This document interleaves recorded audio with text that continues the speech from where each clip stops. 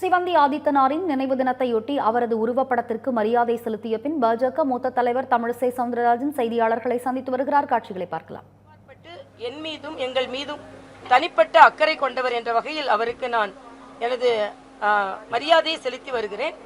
பாரதிய ஜனதா கட்சியை பொறுத்த மட்டில் அவரது நல்ல நடவடிக்கைகளுக்கு என்றுமே நாங்கள் மரியாதை கொடுத்திருக்கிறோம். இன்று மரியாதைக்குரிய ஐயா அவர்களின் வாழ்க்கை வரலாறு இளைஞர்களுக்கு எடுத்துச் சொல்லக்கூடிய வாழ்க்கை வரலாறு. ஏனென்றால் அவர் விளையாட்டில் இன்று மரியாதைக்குரிய மோடி அவர்கள் ஆட்சிக்கு வந்த பின்பு ஒலிம்பிக்கில் பல மெடல்களை நாம் வாங்குகிறோம். அதற்கெல்லாம் அடித்தளம் அமைத்தது, விளையாட்டை ஊக்கப்படுத்தியது மரியாதைக்குரிய ஐயா சிவந்தி ஆதித்தனார் அவர்கள். அதே போல ஒரு எளிமையாக ஒரு பத்திரிகை எப்படி கொண்டு வர முடியும், எளிமையாக ஒரு ஊடகத்தை எப்படி கொண்டு வர முடியும், இதற்கெல்லாம் மேல் எளிமையாக ஒருவரிடம் எப்படி பழக முடியும் என்பதையும் எடுத்துக்காட்டாக விளங்கியவர். ஆக ஊடகத்துறையாக இருக்கட்டும், விளையாட்டுத்துறையாக இருக்கட்டும், ஆன்மீக துறையாக இருக்கட்டும், அவரின் பங்கு முற்றிலுமாக இருந்திருக்கிறது. ஆக தமிழக வரலாறை எழுதும் போது ஆன்மீகத்துறையாக இருந்தாலும், விளையாட்டுத்துறையாக இருந்தாலும், குறிப்பாக பத்திரிகை துறையாக இருந்தாலும், ஊடகத்துறையாக இருந்தாலும் அவரது பங்கை விடுத்து தமிழக வரலாறை எழுத முடியாது என்பது எனது கருத்து. இது வந்து ஒரு அவுட் ஆஃப் கண்ட்ரோல், ஆதிக்கத்தையும் ஆக்கிரமித்து தமிழக மண்ணை ஏற்காது. நேரடியா வந்து மத்திய உள்துறை அமைச்சருக்கு திரு ஸ்டாலின் வந்து சவால் விட்டுருக்காரு. அவுட் ஆஃப் கண்ட்ரோலா தமிழக மக்களின் அவுட் ஆஃப் கண்ட்ரோலா அண்ணன் ஸ்டாலின் இன்னொரு 10-11 மாசத்துல போக போறார் என்பதை மிக பதற்றத்தோடு அவர் வெளிப்படுத்துகிறார். நான் கேட்கிறேன், எவ்வளவுக்கு இவ்வளவு பதற்றம்? அதிமுக பாஜக கூட்டணி அமைந்ததில் இருந்து அண்ணன் ஸ்டாலின் மிகுந்த பதற்றத்தோடு காணப்படுகிறார். நான் சொல்றேன், டெல்லிக்கு நீங்கள் அடிபணிய வேண்டும் என்று யாரும் சொல்லல.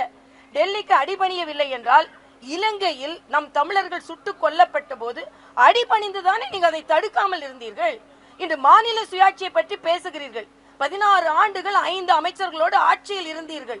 அப்போ டெல்லிக்கு அடிபணிந்துதானே அதை பற்றி ஒரு வார்த்தை கூட பேசாமல் இருந்தீர்கள். இன்று கல்வியை மாநில பட்டியலுக்கு கொண்டு வர வேண்டும் என்று சொல்கிறீர்கள். இவ்வளவு ஆண்டு காலம், ஏறக்குறைய 15-16 ஆண்டு காலம் ஆட்சியில் மத்தியில் இருந்து கொண்டு டெல்லிக்கு அடிபணிந்து கொண்டுதானே அதை பற்றி ஒற்றை வார்த்தை பேசாமல் இருந்தீர்கள். ஆக நீங்கள் ஆட்சி செய்யும் போது டெல்லிக்கு அடிபணிந்துதான் இருந்தீர்கள், எதையும் கொண்டு வரவில்லை. இன்று வீராவசனம் எல்லாம் பேசலாம். இன்னைக்கு ஷா என்னை ஒன்றும் எந்த ஷாவும் ஒன்று செய்ய முடியாதுன்றாரு. நினைவுபடுத்துகிறேன், 76-ல் கே.க. ஷாவால் தான் இவர்கள் ஆட்சி கலைக்கப்பட்டது. இந்த ஷால ஏதோ ஒரு ஷாவால் இவர்கள் ஆட்சி கலைக்கப்பட்டது. இந்திய வரலாற்றிலேயே ஊழலுக்கு ஒரு முறையும் தேச விரோதத்திற்கு ஒரு முறையும் 2 முறை ஒரு ஆட்சி கலைக்கப்பட்டிருக்கிறது என்றால் அது திராவிட முன்னேற்ற கழக ஆட்சி. அதனால இன்னைக்கு இதையெல்லாம் அவர்கள் பேசிக் கொண்டிருப்பதை விட என்னொன்று சொல்கிறார், நாங்கள் தொகுதி வரையறைக்கு ஒரு கேள்வி கேட்டோம், அதுக்கு பதில் இல்லை. மரியாதைக்குரிய அமித்ஷா அவர்கள் பதில் சொல்லிவிட்டார். உங்களுக்கு புரியவில்லை என்றால் நாங்கள் என்ன செய்வது? அதே மாதிரி ஹிந்தி திணிப்பை பற்றி பதில் இல்லை என்று சொல்கிறார். மரியாதைக்குரிய தர்மேந்திர பிரதான் அவர்கள் ஹிந்தி திணிப்பு கிடையாது என்று சொல்லிவிட்டார். உங்களுக்கு புரியவில்லை என்றால் அவர்கள் என்ன செய்வார்கள்? அதனால் புரிந்தும் புரியாதது மாறியும், தெரிந்தும் தெரியாதது மாறியும், ஆக பதற்றத்தில் பதற்றம் இல்லாததை மாறியும் இன்று முதலமைச்சர் அவர்கள் மிகுந்த பதற்றத்தோடு இருக்கிறார்கள். பதற்றம் வேண்டாம் முதலமைச்சர் அவர்களே, ஒரு 11 மாதம் பொறுத்திருங்கள், நாங்கள் ஆட்சிக்கு வருவோம். அதற்கு பின்பு என்னெல்லாம் தமிழக மக்களுக்கு கொண்டு வர வேண்டுமோ அதையெல்லாம் கொண்டு வருவோம். எப்ப பார்த்தால் மோதல் போக்கு இருந்தால் எப்படி? நான் கேட்கிறேன், நிதியை பற்றி பேசுகிறீர்கள், ஏன் நிதி ஆயோக் கூட்டத்திற்கு போகவில்லை? ஒரு மாநிலத்தின் நிதி கட்டமைப்பை முழுவதுமாக விவாதிப்பது நிதி ஆயோக், அதுக்கு நான் போக மாட்டேன். அதே மாதிரி இலங்கையில் இன்று தமிழக மீனவர்களை பற்றி பேசுகிறீர்கள்.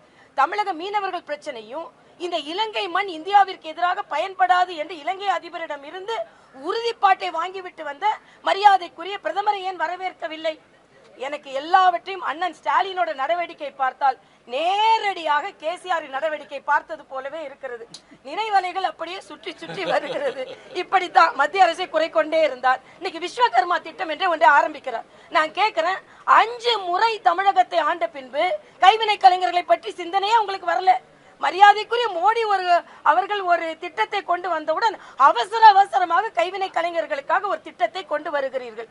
அதனால்தான் இன்னைக்கு ட்விட்டர்ல பதிவு பண்ண, இந்த கலைஞர் திட்டத்திற்கு வழிவகுத்த பிரதமர் அவர்களுக்கு நன்றி.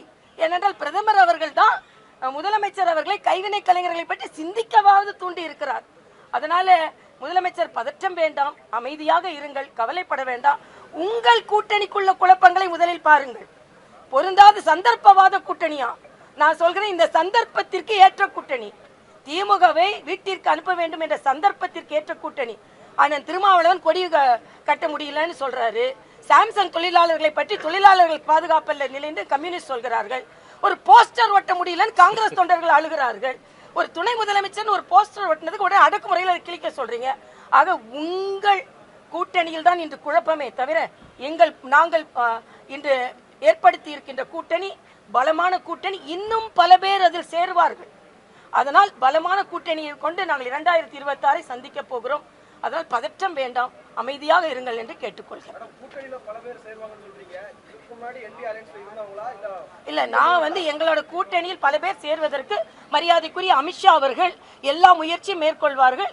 அதனால் எங்கள் தலைமை என்ன யாரையெல்லாம் இணைக்க வேண்டுமோ அவர்களை இணைப்பார்கள். அவர்கள் இணைத்ததை வைத்து நாங்கள் வழி நடத்தி அதற்கான வழி நடப்போம். அல்ல, ஏற்கனவே அதிமுகவோட பேச்சுவார்த்தை நடந்ததை மாதிரி பல பேச்சுவார்த்தைகள் நடக்கலாம் நிச்சயமாக.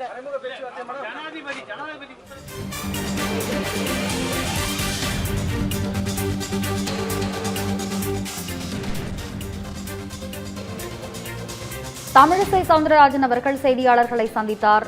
அதன் நேரடி காட்சிகளை நாம் பார்த்தோம். சிவந்தி ஆதித்தனாரின் நினைவு தினத்தையொட்டி உருவப்படத்திற்கு மரியாதை செலுத்திய பின் பாஜக மூத்த தலைவர் தமிழிசை சவுந்தரராஜன் செய்தியாளர்களை சந்தித்தார். நேரடி காட்சிகளை சற்று முன்பு பார்த்தோம்.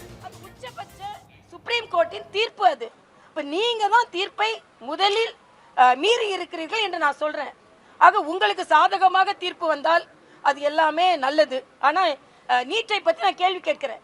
நீங்கள் தான் உச்ச நீதிமன்றத்தின் தீர்ப்பை முதலில் மீறி இருக்கிறீர்கள். உச்ச நீதிமன்றத்தின் தீர்ப்பு நீட் வேண்டும் என்பது. முதல் கையெழுத்து போடுவேன் ஏன் பொய் சொன்னீர்கள்? அல்லாத விட இன்னைக்கு ஈரல் தினங்க, ஈரல் தினம். ஆனா இன்னைக்கு ஒரு தனியார் நிறுவனம் கருத்து கணிப்பு நடத்தி இருக்கிறது. தமிழ்நாட்டில் 1.5 கோடி பேர் குடிக்கிறாங்களாம். 1.5 கோடி பேர் குடிக்கிறாங்க.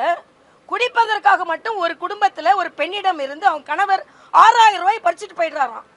ஆக 1000 ரூபாயை கொடுத்துட்டு 6000 ரூபாய் புடுங்கிறதுக்கு ஏற்பாடு செய்து கொண்டு இருக்கிறீங்க. நான் ஸ்டாலின் கேட்கிறேன், 4 வருஷம் முடிஞ்சிருச்சு இல்ல, கொடியை பிடிச்சு உங்க வீட்டு முன்னால் நின்னீங்களே கருப்பு கொடியை. இன்னைக்கு உலக ஈரல் நலன் தினம்.